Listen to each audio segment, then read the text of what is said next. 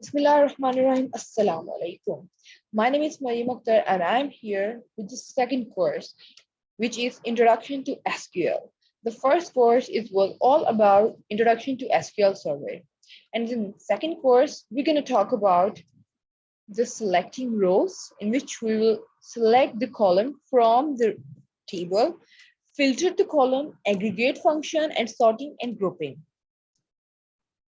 So these are the table of contents. So let's start by selecting the columns. First, we're going to select a single column, and then we will use the key how to use this multiple column from the table. We have to select a single column, then we will select the title from the table films. And if we want to select the multiple column, then we will use select title release year from the table films. In the second chapter, we will come to know about the simple filtering technique of the numerical value. For filtering value from column use where clause. We have to select the multiple columns, title and release year from the films where, which is basically the condition.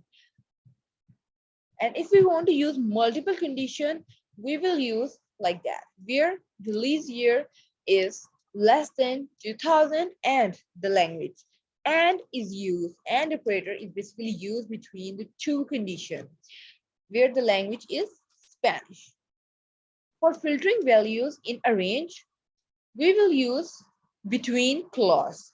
Here we can see that and is a clause which is basically used for the condition for the multiple conditions, where release year is between 190, 90 and 2000 and basically here three conditions are applied.